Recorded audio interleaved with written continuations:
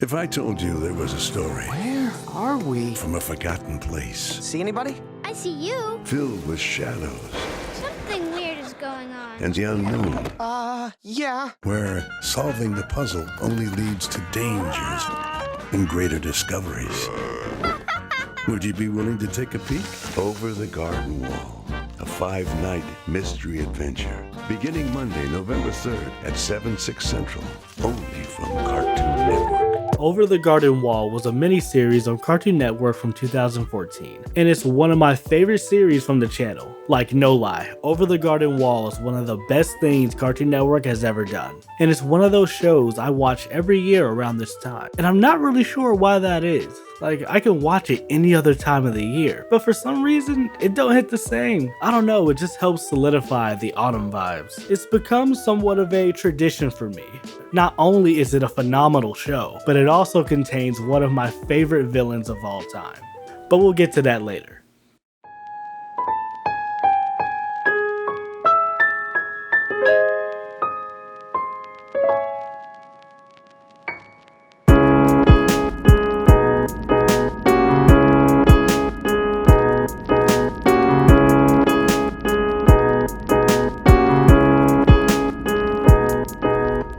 The show is about two brothers who become lost in a mysterious world called the Unknown.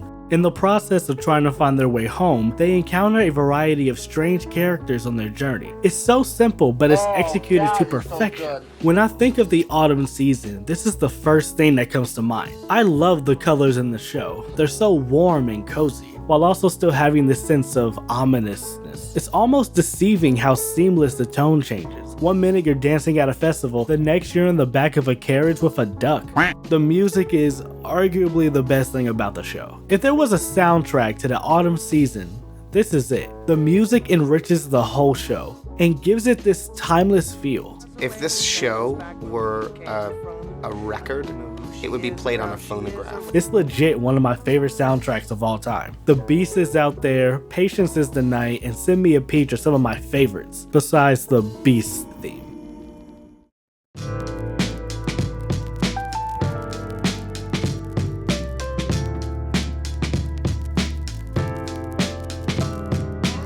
The characters really help sell the feeling of the unknown. Each one has their own life and culture, and the way the characters help embody the world, it helps add to the natural charm of the show. Well, he's the butcher, I'm the butcher. the baker, the midwife, the master and apprentice. Call the police. It's impressive how easily the show can juggle so many different stories and characters. Like, each story could be their own miniseries. Pottsfield is a great example of that. Say you folks ought to don your vegetables and celebrate the harvest with us. Oh, you're wearing costumes. Well, sure. Pumpkins can't move on their own, can they? If I were to pick a favorite, I'd probably say Beatrice, the Woodsman, and the Highwayman. I'm the highwayman. Yeah, I know, we get it. Their overall designs are pretty good, except for those turkeys. Those are some fugly ass turkeys. Stop playing. What the fuck? Stop playing. What the fuck is that? Ah! This show is still pretty funny. It has similar humor to Adventure Time or Flapjack. It's a good balance of being witty and obscure. The banter between Wart and Greg comes across as very natural and snappy. They feel like real brothers. Beatrice is one of the funniest characters in the show. The way she be punking niggas is hilarious. She be coming for everybody, especially Wart. I'm not a pushover. Hold on, Wirt. Let me get to my point. Fine. See, Greg? No willpower whatsoever.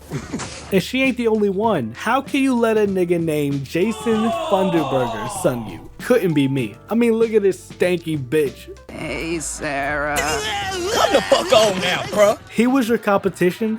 Really? He looks like if God spilled a person. But also, in his defense, he never really did anything to work. It was all in his head. It's like Timmy's dad's beef with Dinkelberg. Looking good, Turner. Dinkelberg. We'll be right back.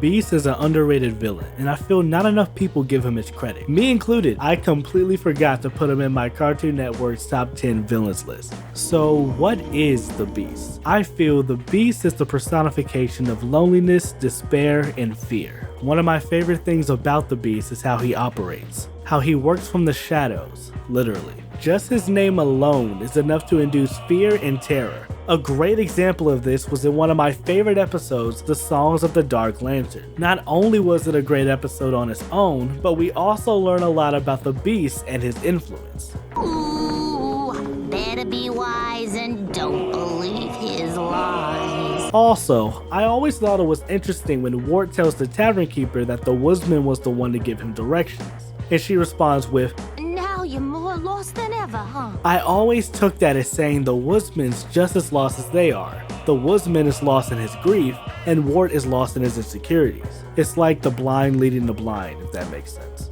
Also, real quick, one thing I always thought was odd about the Beast was his opera singing. It was a unique detail. I didn't hate it, and it wasn't bad by any means. Samuel Ramey did a phenomenal job as the Beast, while also providing his operatic singing voice. It was just different. I never encountered a villain that sang opera. It helps add to his allure and mystique. I've always liked the look of the Beast. A lot of people compare his true form to the Wendigo, which I feel is pretty solid.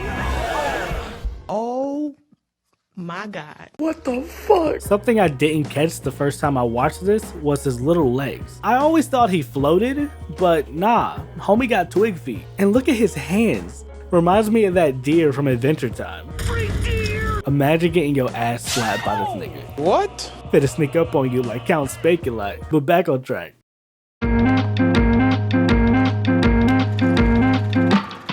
The Beast plays on your emotions. His power lies in his presence and influence, casting doubt and uncertainty, playing with your perception and understanding. The Beast could be controlling you right now, and you might never know. Some of y'all made a deal with the Beast years ago, but that's none of my business. If it ain't about me, let's kiki.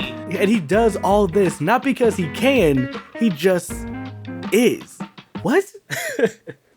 The Beast exists because of us. He's the physical manifestation of our negative emotions. All the hate, fear, and sorrow we feel create the Beast. And that's what makes his relationship with the Woodsman so compelling. Because it's all him. He made the choice to carry the lantern. Instead of moving on, he chose to wallow in his grief, leaving his daughter hanging for years? All because he couldn't let go. It's crazy how the Beast never really did anything. And I think that's what makes him such a great villain. Because at the end of the day, he's just a part of the human condition.